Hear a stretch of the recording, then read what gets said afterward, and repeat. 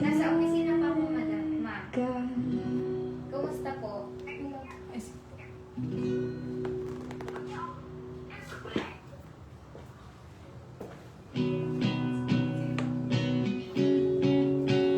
Hindi pa po.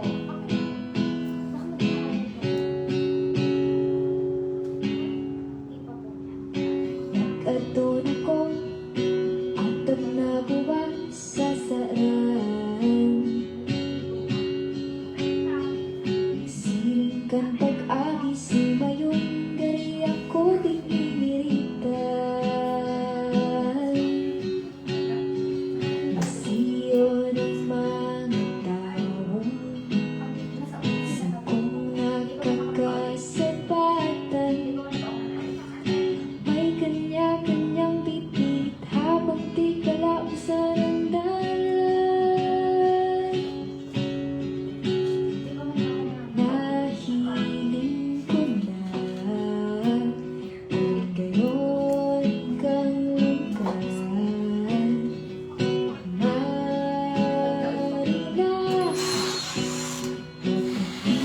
sa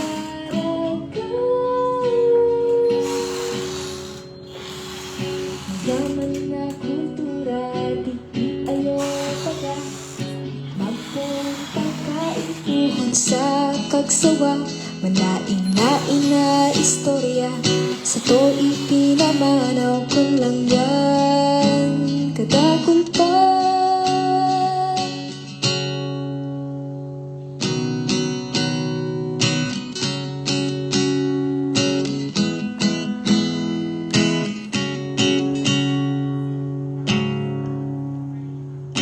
Nag-agi ako, pagsapit kan hapon sa sentro. Masisira mo na kakalong di ka pa bakal dumaan sa may kanto. Iguang maladaon na pinangat, putong mayog na palaman. Naisipan kong magkakal, saktong paghunging ang mga ilaw nagbukas. Nahiling ko na ang gayon kang daraga sa pailaw nag-ugma.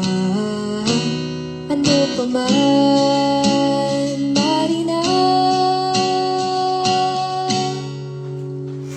mayaman na kultura, di ayaw pagka magpun pagkaituhan sa kagsawa. Manain-nain na istorya, sa to ipinamana kan mga kukurang. Nahiling ko na ang gayon kang daraga.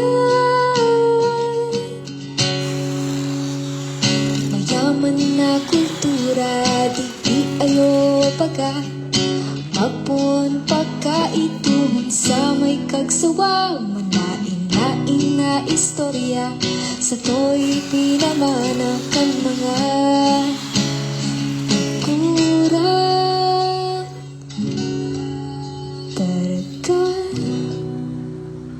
iniyan kanta kan sarong daraga.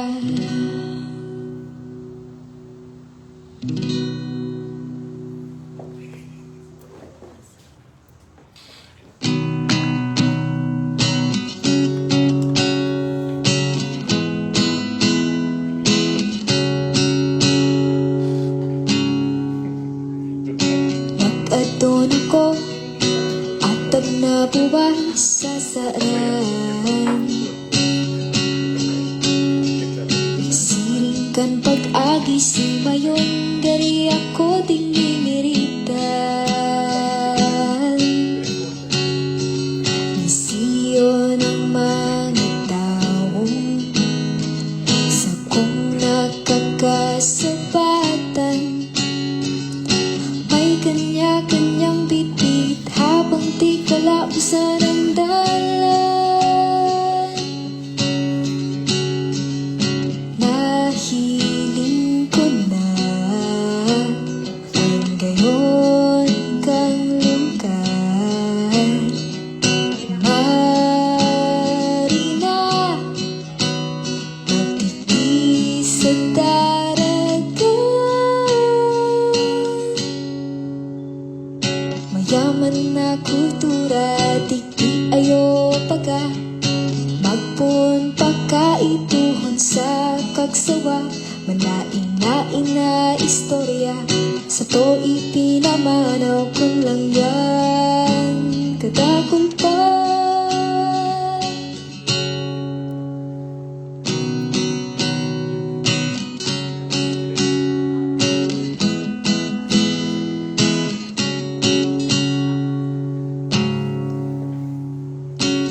Nag-agi ako, pagsapit kan hapon sa sentro. Masisira mo na kakalon, di ka pa bakal duman sa may kanto. Kuwang maladaon at pinangatas, putong mayot na palaman. Isipan ko pagkakal, saktong paghungin ang mga ilaw nagbukas. Nahiling ko na Sound check. ngayon kang daragan. Sound check. Sa pailaw nag-ugma, ano pa man, Marina. Mayaman na kultura, di ayo pagka magpun pagkaituhan sa kagsawa. Manain-nain na istorya, sa to ipinamanakan mga kukurang. Nahiling ko na ang gayon kang daragan. Mayaman na kultura, di ayo pagka magpun pagkaituhan sa may kagsawa. Manain-nain na istorya, sa to'y pinamanakan mga kurang. Daragan, iniyan kanta kan sarong daragan.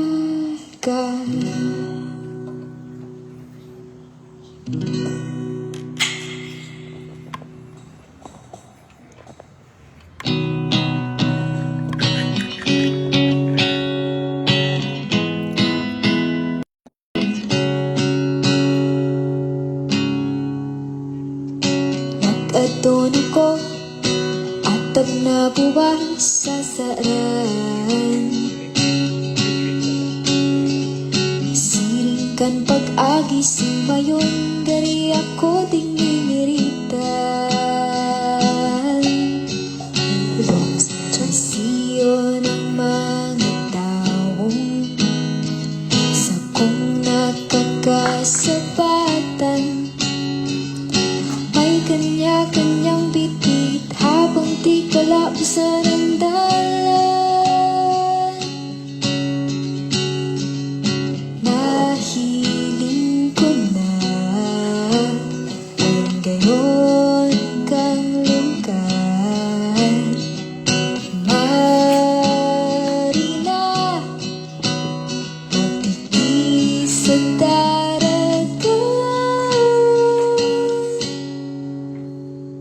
Mayaman na kultura, di ayo pagka magpun pagkaituhan sa kagsawa. Manain-nain na istorya, Sa to ipinamanaw ko lang yan kadakumpay.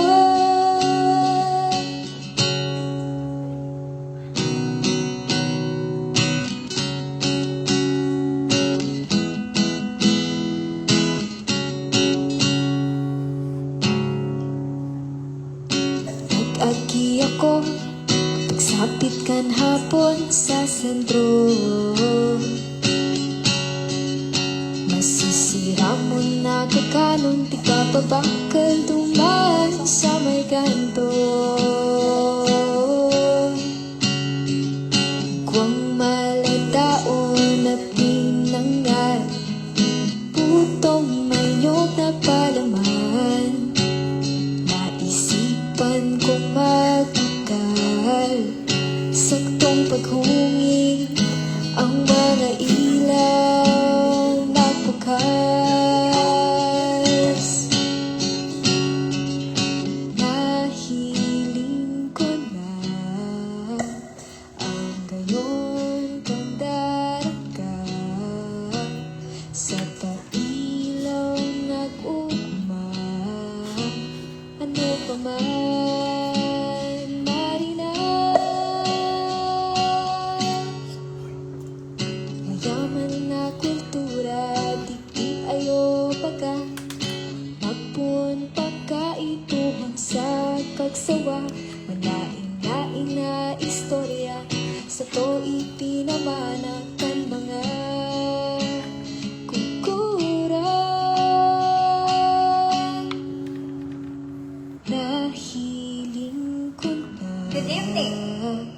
Hello, thanks for tuning in for our first episode of Amplifying Voices. Again, good evening and welcome to the first episode of Amplifying Voices, a podcast series by Smart Learning and Development Center.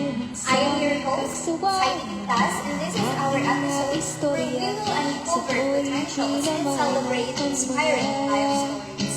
So in today's episode, we will talk about an inspiring life story of our inspiring artist who humbled her way through studies while writing through the lyrics of music. So, we are actually honored na tinanggap niya yung call or yung tawag namin to search for individuals who will share inspiring life stories will bring their potential to the world. So, ang aming guest po today is the powerful young lady behind Jim Wrights. So, siya po ay tubong daraga and actually siya po din ay a student and she is currently in her second year. She is also an NP singer-songwriter who is passionate about sharing and inspiring others with her music. So ngayon po, she is going to share her outstanding experiences in singing, songwriting, and busking. Again, welcome Miss Amy to the first episode of our podcast. Thank you for being our call. Thank you so much po. Actually, this is my first podcast experience and I'm so happy that I am with Smart's Learning and Development Center. And ayun, if you're watching, continue to watch. Yeah, be sure to tune in along our podcast series kasi talagang may inspire ko yung journey niya while listening to her inspiring. So, kumusta po yung papunta pala dito? Kasi I heard na nasa class ka pa. Yes po. Kaninang 5:30 p.m.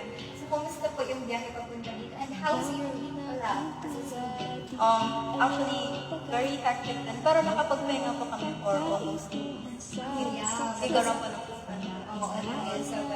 So, ngayon po na nag-return na yung classes, medyo na-stress po ulit since meron pa po kami intermittent studies na hindi pa na-delay. Oh, I see. So, before pala, ay after ng bagahe pa kayo nakakapag Yes, sir. And after ng 2 weeks na rest nila, back to the reality, back Yes, to po. normal naman, yung stress. Parang isang pikit lang, tapos bubukas mo yung mata mo. Ay! Buti na lang kasi Jim Wrights, right?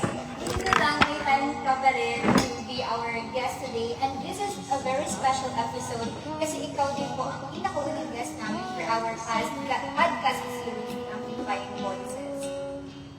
So yun po, as your experience din as a student, actually, very curious kami ng mail mo, yung sa page Ah. na Gym Rights. Yes. And while we were actually discussing yung process ng kung paano natin i-run yung podcast natin, talagang I refrain na huwag tanungin yung name mo. Kasi pag ginanong mo siya, dapat hindi na maging authentic yung reaction ko na ganito pala yung name niya. So ngayon, let's uncover. Let us all uncover bakit yung name Rights, yung tanong, yung name. Actually, a lot of people din po, most of the people I know are confused with my page, Gym Rights. I made it Gym Rights po because I wanted to create a stage one is connected pa rin to my real name, which is Angel Idol. So, kinuha ko yung GE po doon sa Angel. ME doon sa E. The reason why nagkaroon ng GEME is ginawa kong gym. And yung sa word na gym, nandun yung gem, na root word. So parang like, I am body a gem inside. I am a gem through music. And I added the word rights because what does gym rights? So that's why I came up with that gym. Okay, that's a very intellectual explanation behind the name, and I am having goosebumps right now. Totoo naman talaga, di ba? As you can see, during our launching of this first episode, you are actually a true gem. Ay, thank Kasi, you po. di ba, we have various talents or numerous talents in different fields. Pero ikaw you're one of the brave souls and one of those precious gems na i-take yung challenge to be one of our guests for today. Actually, I'm very honored po to be part of Smart Speech and to be the first ever guest po sa Amplifying Voice. Yeah, and Thank you the so same much. way, we are also very honored to be with for heeding our call. And yun nga po, as a singer, as a songwriter, and also who has a passion for busking, saan ba talaga nagsimula yung inspiration mo sa music? Actually, it all started po when I was still a child. Because our family po kasi very connected na to music. My mom was a choir po. Also my father po, he also sings. And both of them po knows how to play. And actually, it was my mother who taught me how to play the guitar at an age. So actually, music has been an influence po since I was young. That's a very inspiring story, really. If you don't mind, anong taon ka po nung you are trying to venture into the world of music? Since I already love music at a very young age po, I became curious of instruments. So when I was 11 years old, I asked my dad if he could get a gift for my birthday. And then I was surprised kasi he gave me my first ever acoustic guitar as a gift. So, ayun po, doon pa ako nag-start na gawing mas magpalalim yung love ko sa music. And nag-start na rin po ako magsulat ng song. Actually, when I was 10 years old, I was able to write a song about Christmas, but I don't know yet how to play it. But I forget that song already. Okay, kumbaga may lyrics ka na ng yung about si Christmas, hindi lang nalapatan mo na. And it's actually very magnificent experience sa part mo kasi going through down the memory lane, 11 years old, ano kaya yung ginagawa natin noon when we were 11 years old back then? So really, you already have the innate talent in singing, songwriting, and that's why you're here to be one of our gems for today's podcast episode. So, yun nga po, in your journey kasi, di ba, you're still a student and you're juggling with your passion in singing and songwriting. Paano mo ba na papagkasya yung time or nababudget yung time? Actually, one of the things I've learned dito sa Smart Stage na hindi pala na ma-manage yung time. It's actually the tasks that are managed. Oh, yeah. Yes. And actually, how do I manage this? Meron akong calendar. Doon ko siya nilalagay para hindi ako nalito. And actually, between music and academics, I'm actually more focused on academics. I don't want to disappoint my family then at that part. But I don't forget about music. So every time na I did all my academic stuff, that's when I grabbed my guitar and then I started. Then that's the time na I will start to write songs. So yun. Oh, that is nice. And to think na, sorry na sa makaka-relate kasi I'm a full-time student back then. And yung sa studies pa lang, very time-consuming na. Kaya, it's very commendable sa mga tulad nyo, who have a passion for this certain field, and yung iba na nagpa-part-time while juggling with studies. It's very commendable kasi, kumbaga, hindi lahat kaya yun. Kasi kami nga, or ako siguro sa part ko lang as a full-time student. So, yun nga po, as a singer, songwriter while studying, ano ba yung dun sa going back dun sa ginawa mong song about Christmas, ano ba yung inspiration mo? Ano ba yung parang aha moment na, ay, what if magsulat ako ng Christmas song? That time kasi, our family was, noong time, kasi my father died when I was in grade 6. And that year then, as in complete talaga kami, nandun yung aunt ko, nandun yung uncle ko, nandun si mama, si papa, yung mga kapatid ko. And we were celebrating Christmas as it should be. Like, may family talaga. Even though na hindi ganun karami yung handa, hindi gaano ka-special yung decorations and all, there's still the love that those dun sa loob ng house. Okay. Do you feel the nostalgia while you're narrating your story? Sorry na, if it's a little sensitive question. Pero I can see na although medyo gloomy yung experience, pero you still have the radiant, the glow, yung optimism na this is a phase, but like Christmas, life must go on. Kasi hindi naman natatapos yung Christmas yearly, we have to celebrate it. And it's nice na meron kang positive attitude towards that aspect. And it's really inspiring and interesting na love is powerful in that way. Kasi in some way, di ba, if you're going to look at that experience, it's the love, the familial love na parang nag-ignite sa'yo to write that song. And sana, in the near future, marinig namin yung in case maanong yung song na yun. I remember that song. Yeah. So that was very memorable kasi that was the time na, oh, I know how to write something with a song. Yeah. It's very rare. Kasi siguro, 11 years old, siguro kung ano-anong sinusulat nila. Siguro dati kasi, during my time, oh my God, parang natanda ko na. During my time, slang book, yung sinusulatan namin. Hindi yung lyrics ng music. And it's interesting na kaya mo na makabuo ng song at that very young age. So, ano ba at this moment, yun nga, you're still a student, but you have this passion in singing and songwriting. Ano ba yung pinaka-exciting na moment for you sa journey mo in the world of music? Yeah, as of the moment or even in the past experiences. Actually, the most exciting part of my life as an artist was when I started to become an open mic performer sa isang event. Actually, at first I was very shy. I keep my talent. I don't show it to other people. I was inside my room lang lagi. And ayun, I saw this post from Tabasco. Actually, Tabasco is a Muslim community based on Tabaco. And ay, hindi ko pala yun. May story ko before that. I was just, walking sa Ayala. Kasi, nautusan ako nung roommates ko na bumili ng cardboard. And then, I passed on the stage. Tumanap sa stage.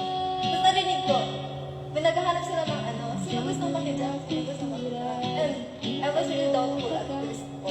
Kasi hindi talaga ako nakita sa crowd, singing. And then, that moment, na sinuportahan ako ng friends ko, sinabi, sige, pumunta ka. Ganun. Tapos, I dropped the guitar and kumanta ko ako. The very first original song na kinanta ko on stage is with Tabasco. So, my pivotal moment ko is with Tabasco. So, at that very day, nang dumaan ka sa Ayala, sa stage ng Ayala, wherein nandun yung Tabasco, yun din yung first open mic performance mo. Am I right? Oh, yes po. Oh, that is nice. You really have the courage within you. You are really a precious gem, truly. Kasi to think na first time lang sila makita doon, first time mo makita yung setup, pero you brace yourself na sumama din or to take the challenge na maging isa sa kanila. And that was the moment din po na very thankful ako sa self ko that I had the courage to stand up then and to face the crowd. And na-realize ko na, kasi they clap their hands po after I performed. And dun ko na-realize na meron palang gustong makinig ng music ko. And dun ko na siya start na nilabas sa social media. Yung first, ano po yung title ng original song? The very first song pa na nirelease ko is yung It's Like an Impromptu. Actually, that was the song na nasulat ko ng sobrang bilis lang kasi on the spot lang siya. Actually, it doesn't have a very deep meaning lang. Very literal yung yung context ng song. But I love the flow of it. Can we hear a little bit or can we hear some lines from the song? I'm very curious kung ano yung song na yun. So this song tells about the process of how I made a song during that very moment. So the second verse. Now I've composed the introduction of this song. The sun is now too happy, giving its light to me.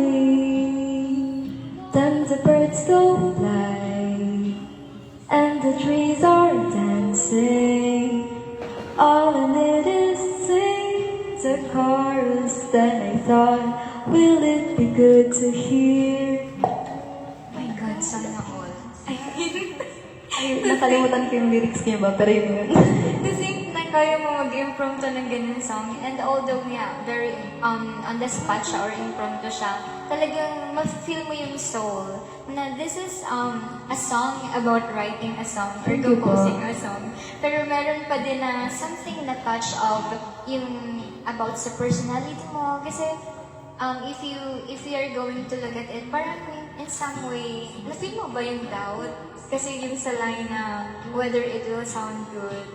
Oh yes po. Since sa music industry, there are songs na pwedeng ma-resemble sa song mo na, katunog pala siya ng kanta ko. What if ma-mark ako last as a plagiarizer, gano'n. Kaya, as an indie artist, I do adjustments, especially when it comes sa tune ng song.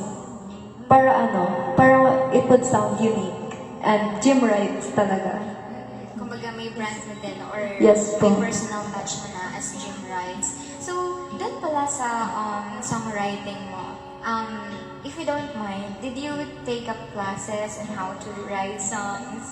Or meron ka bang mentors or coaches na nagturo sa'yo? Or did you really try or strive to learn on your own?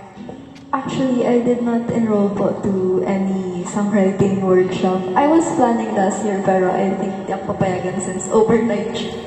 But I do really want to experience that kind of songwriting workshop because want ko din makamit ng artist like me na nag-a-aspire na makilala din at mapakinggan yung music. Yeah, pero to think, actually kanina while waiting for you, we are playing the song sa background, yung Daraga ba yun? Yes po. To think na, yun nga, you're an aspiring artist, pero napakaganda na ng composition mo, Thank you yung po. Daraga. And you have this calming voice. Sabi nga namin, napakalamig ng boses mo. It's soothing or pleasing to the ears. And yung words din, we can feel the words of how you adore yung place. Yes po. Is it, can you tell us something about yung sa Daraga? Daraga or Daraga? Daraga. Oh, Daraga. Okay, thank you. That song po kasi it was an entry for a songwriting competition. And since we migrated ba yung tamang term? We transferred sa Daraga. Doon na kami nakatira ng ano. And dati kasi, I used to hate the place. Since, medyo ano siya hindi niya ka-vibe yung dating place na, which is yung Bakakay. Kasi medyo dito kasi city pick, ano siya tapos yung overtime, sa nakilala ko mga tao, doon ko din mas namahal yung place. Kasi maraming memories na nabuo doon. And ayun, marami pang hidden gems ang Daraga na hindi pa nakikita ng karamihan. So, through that song, I wanted to promote the municipality with its beauty, with its meaningful history. Ayun po. It's very interesting. Yun pala hindi mo at first kabisado or interested ka sa place. Kasi while we are listening to the lyrics, we can feel yung adoration mo sa place and how you compose the words na parang sobrang tagal mo nang nakatira dito and very familiar ka na sa culture nila. And it's very inspiring kasi siguro we have that kind of music nowadays na talagang may specific na purpose like to promote a place. Pero mostly, di ba, not to the music industry. Mostly we have the love songs like the ballads, right? Pero just like yung kung ano yung sinusulat mo, it's very inspiring lalo na sa mga tao din na taga doon sa place na yun. Kasi it says about their place, na which is also their identity na rin. So, aside sa dun nga, sa journey mo going back, meron ka bang, kasi of course, life is not about rainbows and butterflies. So, ano ba Totoo. ano ba yung nakafeel ka ba ng parang turning point na in some way you want to quit kasi parang ang hirap ng i-juggle yung between studies and yung passion mo which is songwriting? To be honest, I actually went to the point na napagod din ako sa hindi actually sa songwriting, napagod ako sa mga nangyari sa buhay ko, but hindi yung point na I wanted to quit sa songwriting because songwriting kasi became my hope then during my loneliest year, which is in 2020. Actually, ito fact, I stopped studying for exam noong 2020, yes po. And I found my strength in songwriting. And doon ako nag-start na, as in magsulat ng kanta throughout the year. I have this 3 notebooks na nasulatan ko siya in the span of 3 years. So every year may notebook na napupunuan ko siya ng songs. Tapos ayun, hindi talaga ako mag-quit sa songwriting.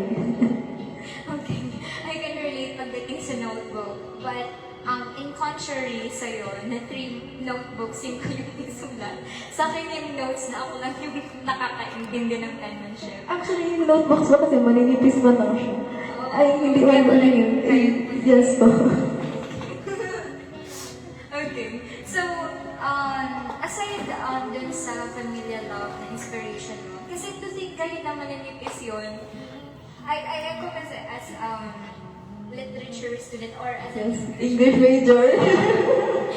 I forgot pala na we're in the same major pala. Yes. Yeah. So yun nga, kasi di ba sa atin, when we are trying to compose a certain text like poems, essays, ganyan, may sa part mo lang or baka ako lang to, gusto ko may parang pinaghuhugutan baga, like either a scenario or someone, pero alam mo, re-reveal ako. Ano po yun? When I was when I had my creative writing class way back, senior high school, alam ko ng isang classmate ko, pero hindi ko alam kung bakit niya nalaman. Kasi mostly doon, ang inspiration ko sa tawag doon, sa poems, ang iisang tao lang. So, I'm very curious sa... Sino yun? This is not reveal. This is not about me. This is not about me. Sige nga. So, I'm very curious kasi kahit na 10 pages pa din yung 3 notebooks, na it's very interesting pa din kasi ang hirap makakompose kahit 2 paragraphs lang, 2 stanzas lang ng isang poem. So, ano ba yung inspiration mo behind sa journey mo, sa songwriting? In year 2020, my songs po kasi aren't mostly about love songs. Nag-start lang akong as in magsulat ng love songs nung about year 2022, ganyan. Kasi nagkaka-crush na, yan, ganon. May songs nung 2020 nung nag-start talaga akong as in sulat ng songs. It was about my experiences sa life and how to be happy being alone. Kasi you can live by yourself din naman. You don't have to depend on other people. And that's, yung mga lessons ko sa life ng 2020, yung talaga kinakapitan ko na truth na I can love myself, parang ganun. Mostly about myself and my life. Yun po. So, kumbaga, in in songwriting, you find solace or comfort. Yes po. Kasi, although I'm a frustrated singer, pero music lover din ako. Pero, Sample. hindi. I find solace din sa listening to music. Parang ganun din ba yung feeling mo while you are writing your song? Parang you have this scene or parang instance, you are putting your all-out emotion sa song mo. Meron bang ganyan? Actually, yes po. Kasi meron yung tinatawag natin, unsaid words turn to lyrics. Oh, Ganun siya. Yung parang you cannot put it into, you cannot directly express it to someone. Kaya parang yung subtle na lang, like parang subtle confession. Express it through music, through songs. Oh, that is nice kasi mahirap yan gawin for some others like me or yung iba din na iba din yung passion or yung interest. Kaya napakagandang malaman din yung story nyo as na nasa field ng music. So, going back nga doon sa songwriting mo and sa busking session mo, ano ba yung parang something na nagpa-fascinate sa'yo? Na although, nandyan siya, alam mo yung paano siya gawin, pero although parang naging routine siya, you were still fascinated with it. Actually, it's already a part of my life talaga. Like, parang hindi ko siya talaga matatanggal sa life ko yung songwriting. And what it ignites it more within me is yung support din ng mga taong nakikinig. Especially sa mga taong ina-approach ako and ina-admire nila yung music ko. So parang it flatters my heart every time people do that. Kasi they are inspired by my music, my songs, and po. Yeah, and really, nakakatulong talaga yung support system mo. Kasi, although, yeah, sabi mo kanina, we are trying to be happy being alone, pero iba pa din talaga yung may Yes, support po. ng family, friends, or classmates. Kasi, even the life gets hard or we stumble on our big rock along our journey, parang it keeps us moving forward pa rin. Kasi parang at the end of this narrow path, merong something to look forward to, right? Yes. And it's very interesting. Okay, sa music mo, meron ka bang gustong ma-achieve? Or meron ka bang advocacy na gustong ipahiwatig sa music mo? Actually, I want to achieve sa music po is makapag-release ng songs and digital streaming platforms po worldwide and also to share my music with other people. When it comes sa advocacy naman, I wanted to promote busking as one of the most effective way of showcasing the talent in music. Kasi there are people who are confused with the real meaning of busking. Busking is always misinterpreted po by most of the people. They see it as a form of begging. Well, in fact, busking is about sharing talent. It's about entertainment with in exchange po sa voluntary donations. And ayun po yung gusto kong i-promote that busking is an art. Busking is everything na rin for me. Yeah. Kasi nga, oo. Actually, sa amin,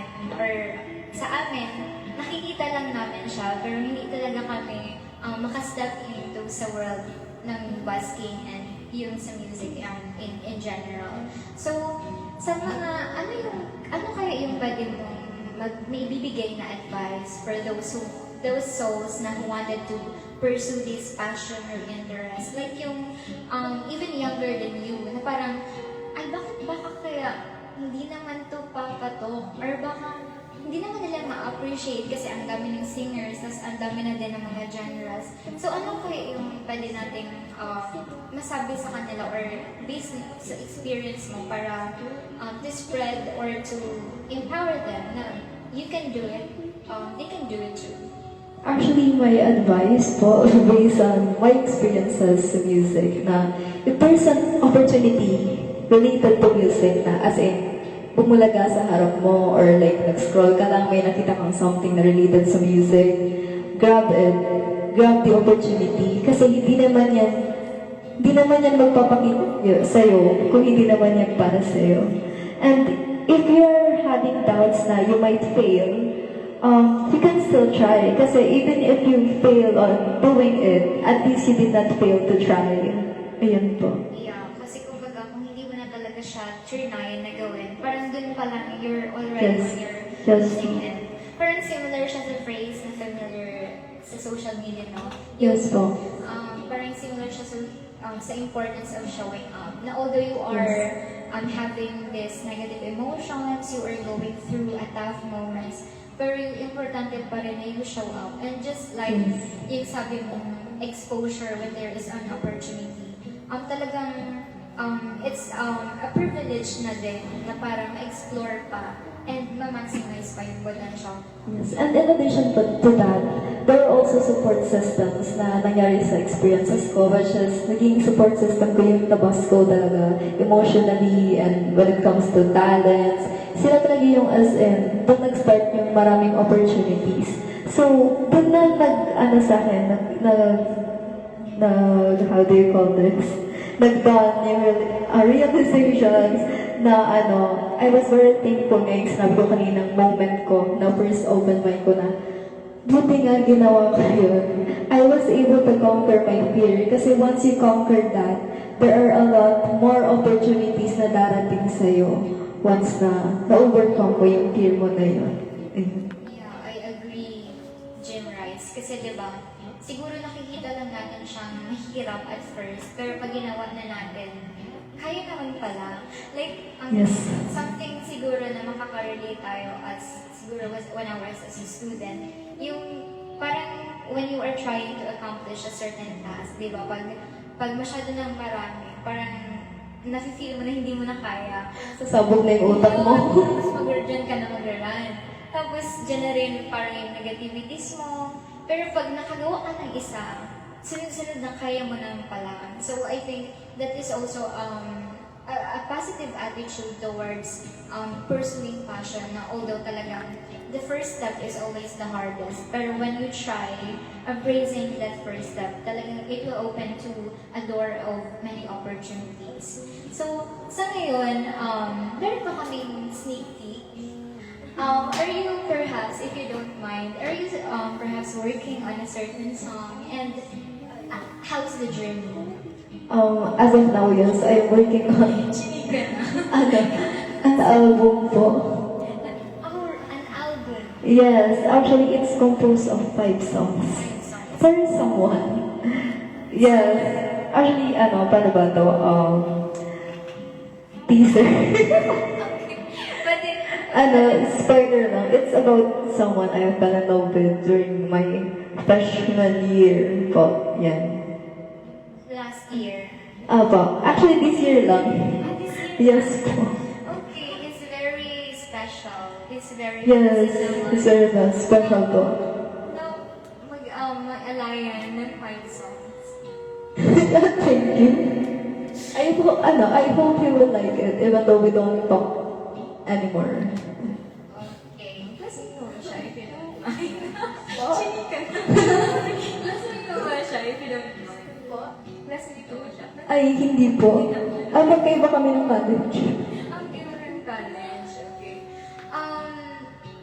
If you don't mind, Dre, ano ba yung overall theme? Happy ba siya? May regret ba sa kanya? May optimism ba? Or nasa stage ka ng acceptance? Or are you looking forward sa future? Lahat po ang nabanggit. Actually, yung album na yun po, it started from a happy phase up to the acceptance stage. Parang ganun siya. It tells a story. Okay. Ganun. Sayang naman. Ay, joke. Oo nga. Okay. So, basically, it talks about yung parang journey mo. Yes. Let me use this phrase, of being in love. Ganun Yes. tayo. Okay. Parang nakakatakot naman matapik yung about sa love life. Kasi, okay lang sa nakaka-relate. Paano naman dyan kasi hindi nakaka-relate? Okay. So, dun sa while you are writing or composing the album, ano ba yung challenging na part?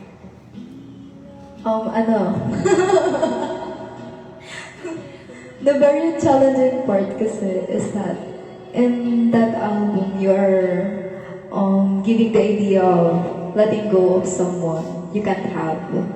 And it's all about the acceptance na ano, if it's meant to be, it's meant to be.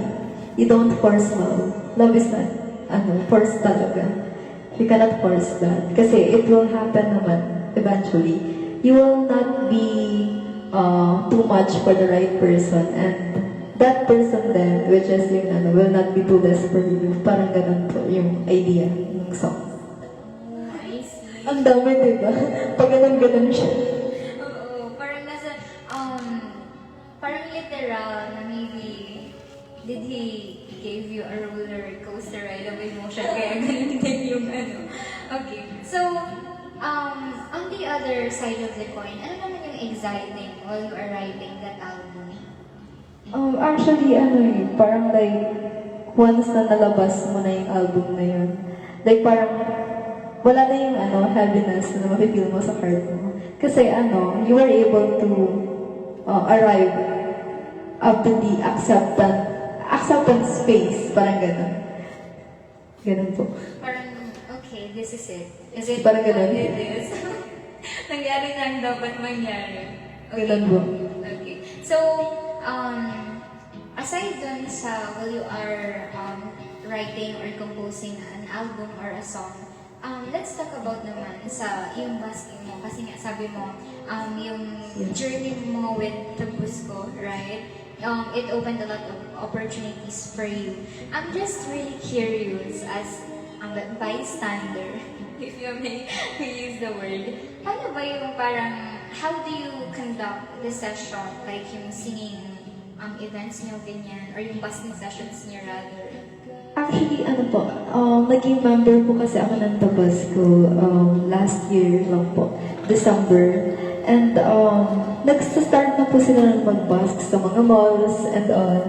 And sa pag-set up naman po ng sessions na gano'n, actually, I'm not really knowledgeable when it comes to that. Pero meron na pong equipments na provided, yung malls, and meron po kaming busk sa pwede mag-promote.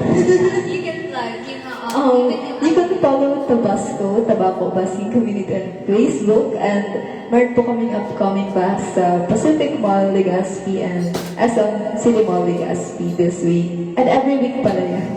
And sa Pacific Mall, this November po. Ayun. Okay, sana makita ka namin while you're having your busking session. Sana magawin So, sana mapadaan. Yeah, definitely. So, dun sa busking session mo, are you with, yung sa members niyo ba, kilala mo na din siya, or nasa circle mo na din siya, or mga datihan na ba, or same like yun na aspiring artist din? Lahat po kasi nung nasa Tabasco, we are all aspiring artists po. And meron po talaga mga talented artists na nandoon, hindi lang about music, meron din po sa creatives, meron din sa acting, may mga po kami, theater actors and actresses sa Tabasco, and photographer, ayun po. And yes po, when it comes to friendship, close po kami, and nagkakaroon naman ng mga hindi pagkakaintindihan, pero naayos naman siya kalaunan. Kasi we always say now, we are an organization, we are a group, we bring the name of Tabasco. So, naayos po, and we continue to promote local artists and new music na rin po sa local industry.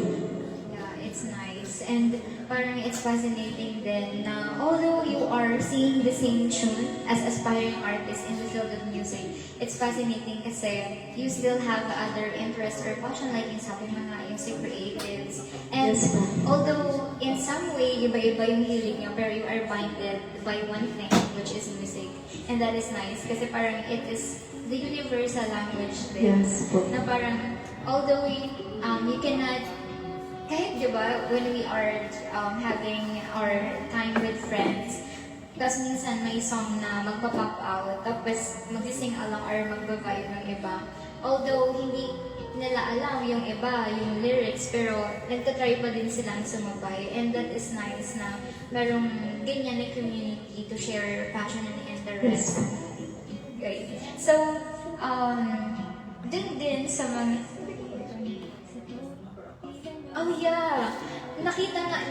Actually, when I was browsing through your Facebook page, by the way, kindly follow na din yung kanyang Facebook page at Po pala nakalimutan ko. yeah, yung number 1 page. Yeah, you can plug. Yan, gym rights po. Yeah, yung gym rights. And yun nga po, while I was browsing your Facebook page, nakita ko na parang you are having this donation drive din as part of yung nangyari nga with Typhoon Christine. Can you share something about the donation drive in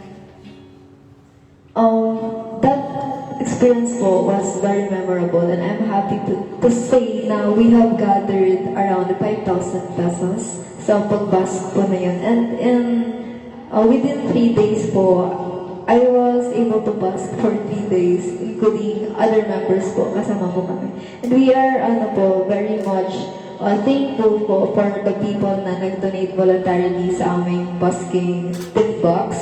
And ayun, doon natin makikita yung yung importance ng busking din. And meron ding doon natin makikita na yung busking makakatulong din siya sa iba.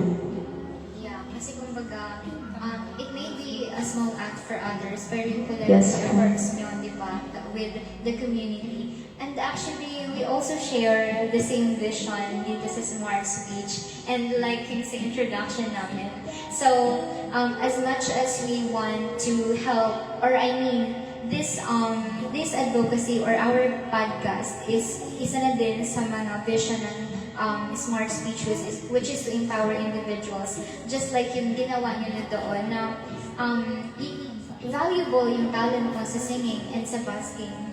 And you are able to use that for the common good or dun sa para sa benefit ng iba.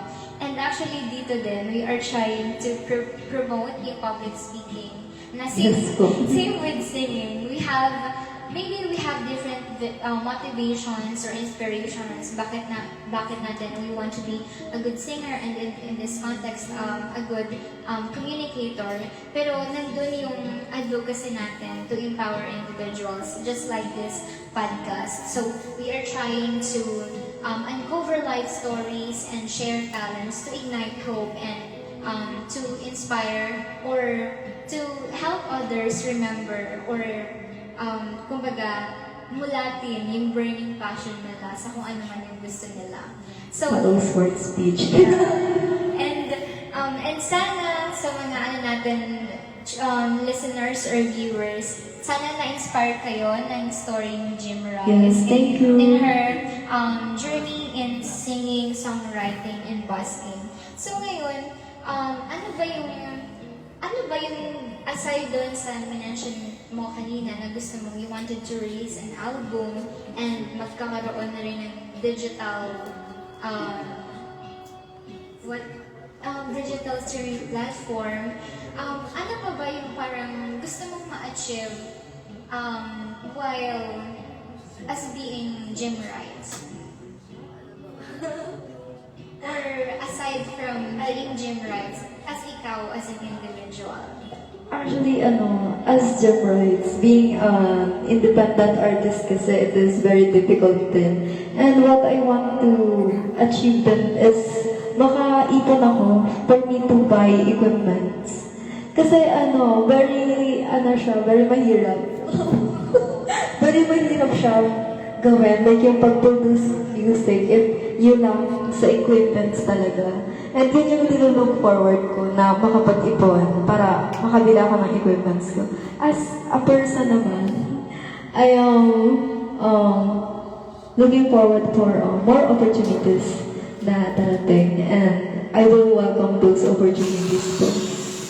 Yes. Thank you so much, Jim Rice. And we are one with you in realizing your goals and achievements as a singer. Thank you po. Yeah, and we are really thankful na nandito ka ngayon as our first guest for the Amplifying series of our podcast by Smart Speech Learning and Development Center. So ngayon, meron ka bang gustong sabihin sa mga supporters mo or sa mga tao rin na gustong pasukin yung field mo? To all of my supporters, I wanted to thank you po lahat talaga sa lahat. Kasi hindi naman makikilala po, hindi naman siya makikilala si Gem Rights kung hindi po dahil sa pagsuporta ninyo. And very thankful po talaga ako, especially po sa Tabaco Busing Community, Tabasco, the organization that I will always treasure for continuing to give me more opportunities sa music. And organization din po pala namin sa BU is yung BU Musika. I am one of the vice presidents po sa organization na yan. And hello po sa head namin kung nanonood ka po. Hi Kuya Bon. Ayun po. Yun lang po. Okay, thank you so much. Advice po pala. Yeah, advice. Create lang ng create ng craft. Kasi yung creation mo na yan, marami ding taong gustong mapakinggan yan. And you can conquer your fear man whenever you have a fear when it comes to singing on stage. Time will come na ma-overcome mo yan. And ayun, keep up na yung sa songwriting if you do songwriting. And perhaps, you want to promote din na you are as part of the Orange community. Ay, oo pala. Yeah. Actually, it was last week po ba yun, diba? Na-meet ko kasi yung smart speech talaga sa Bicol University nung nagkaroon sila ng booth doon. And then, I was planning to be one of the volunteers. And if you're planning to be a volunteer sa pag-tutor, sa you can join the Orange community and you can follow smart speech. And yung experience ko dito kasi, bago siyang opportunity na nagbukas para sa akin. And the ambience, the people, they're very welcoming, very kind. And nagulat nga ako dun sa sinabi ni Sir. Kasi sabi niya, uy, pagkasal mo sa amin naman pinakinggan namin yung cover mo, ang ganda. Talagang within Ayun. Nagulat talaga ako na I was welcomed warmly by the people of Smart Speech. Ayun. Thank you so much po talaga sa Smart Speech. And I am very proud to say that I am now part of the Orange community and additional na lang yung favorite color ko yung orange. Okay. Thank you so much, Jim Rights, for... Thank you po. Yes po. Actually, hindi ko talaga makakalimutan kasi sinabi lang sa akin ni Madam last time na meron na pala tayong first guest. Tapos nakita ko na hindi ka man yung sinabihan ng kasama namin na, oh, mag-guest ka, may podcast kami. I was really shocked to see na ikaw yung Yes po. nag-email sa amin. And you are really a precious gem kasi, you know, yung parang to reach out sa ganyan, it really takes a lot of courage. Kasi you have these doubts, ano ba yung magsasabihin nila? Makukuha ba ako or what? Or yung mga... Yes, I had that doubts. Pero actually, we are very thankful kasi napaka-rare yung ganyan. So, sa ngayon po, before we close or we come this episode to a close, again, we wanted, of course, meron kaming, Jim Rights will be performing her two songs. Yes. Yung isa doon, original na-compose niya. Before that, we wanted to thank Jim Rights and Thank you po. the Orange community and our viewers for today for tuning in to our first episode of Amplifying Voices by Smart Speech Learning and Development Center. So this is a podcast where we uncover life stories and share talents to the world. So if you also have an inspiring story like hers and a talent that you want to share to the Orange community and to the world, please don't hesitate to reach out to us or to contact us our Facebook page or our email address at smartspeech2023@gmail.com. As a person who loves stories and as a community who wanted to empower individuals, we are very blessed to have you in this advocacy in empowering individuals. Sa mga nagbabalak pa lang, we wanted to extend na our sincerest thanks. Sana makaisahan namin in this advocacy. So, this has been your host, Saidi Vitas, and join us in celebrating life stories and uncovering potentials in creating empowered individuals through our Orange community. So this is the first episode of Amplifying Voices by Smart Speech Learning and Development Center.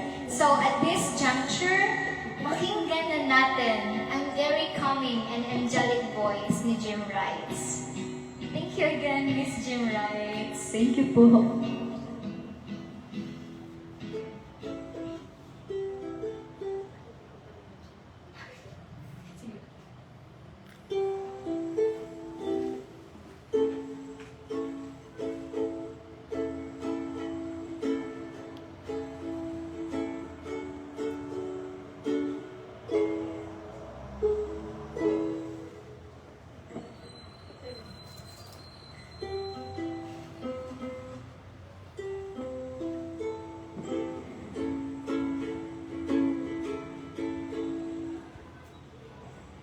So this song was Delusion. I wrote this song in year 2022 ata or 2023. So it is about me admiring someone. Actually, I used to like this someone before, and the time na I confessed, sinabihan niya ako na delusion mo lang yan. Kaya ayun, napasulat ako ng kanta. So ito siya.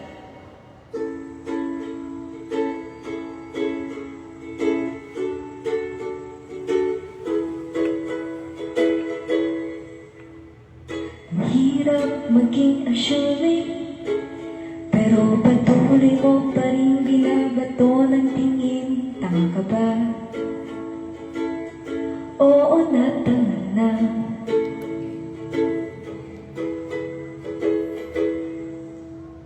Mahirap ang pride na lugin, pero nang lumapit ka, bigla na lang tumaling. Ayun na, aasa na naman siya.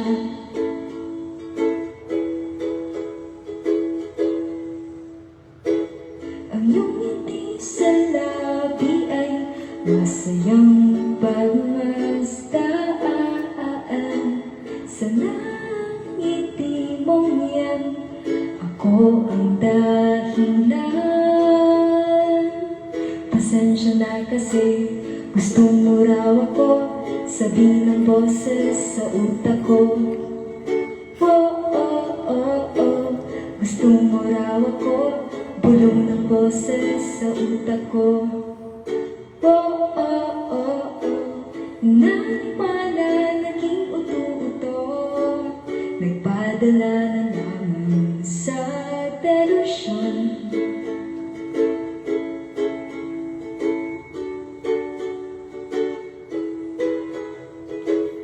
Naniwala, naging uto-uto, nagpadala na lamang sa delusyon.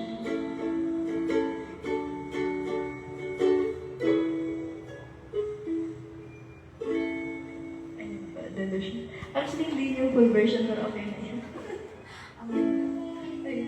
Actually, it was one of the songs na I think, nilabel ko siyang pwede ba ako magkwento? Nilabel ko siyang Jejemon, yung kanta ko na yun. Pero hindi ko alam na yung song ko na yun, yung magdadala sa akin sa Tabasco. Yes. And for the next song, it was actually requested po nung friend ko. Nasa jeep kami late na ako. Sabi ko, late na ako. Tapos, nagsuggest ako, sabi ko, ano ba ang pwede kong kantahin? Tapos, recently lang po, our group created a translated version of Ang Huling El Bingo into English. Ayan. May translation kaya atin na.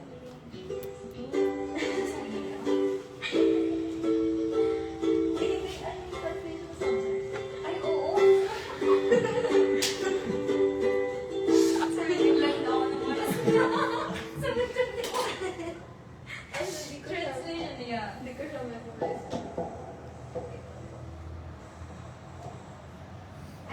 Ano na? Ay, pati mo na lang.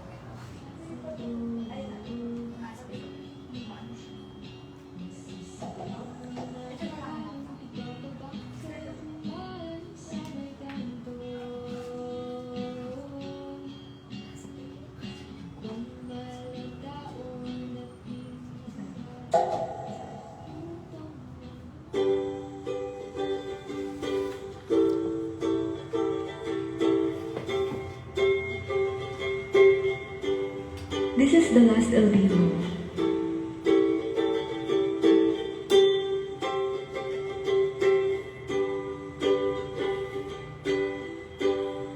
You're beautiful as the moonlight. Back when we were still young, and you prance and dance smoothly. Whether it's cha-cha or boogie, but the one that I love the most is you dancing the El Bimbo. It makes me groove, it drives me crazy, it's giving me chills down my spine. Right after school I would head straight to your house. Throughout the day you taught me the right way how to dance. Together we intertwine our hands. Still you don't get the idea that you taught my heart how to love for real. Yeah, you taught me how. When the vinyl starts to play, I can move my body. Your dreamy eyes, your swaying move, it's killing me, oh baby.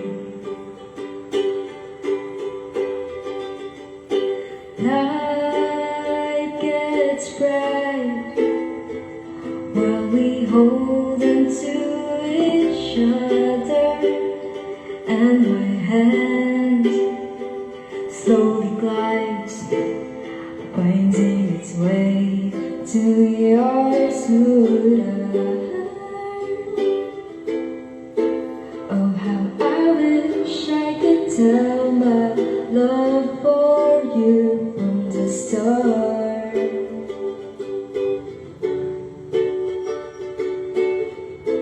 Even though it's outdated now, it's the only thing that I know.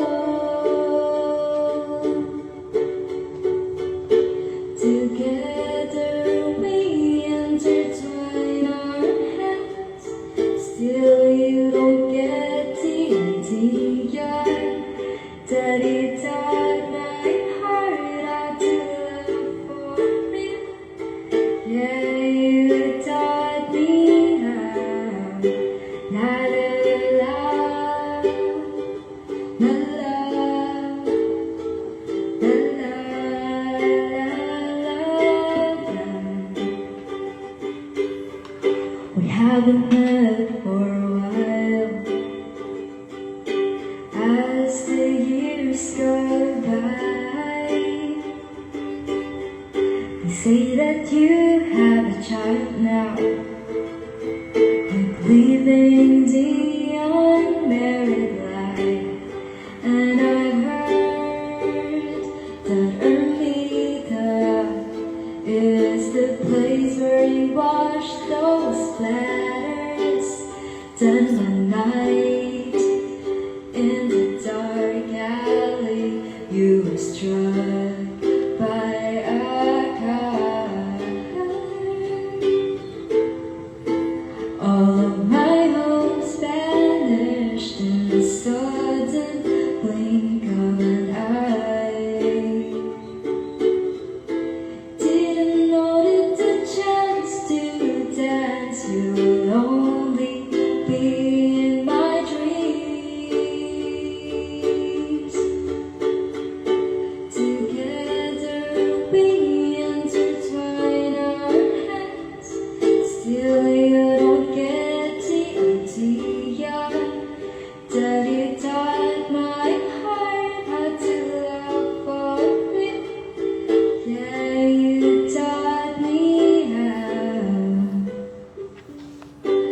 And that was the last El Bimbo, our translated version of Ang Huling El Bimbo. Eh po, sorry, nagsimtulado na. Thank you. Thank you po. Follow Smart Speech.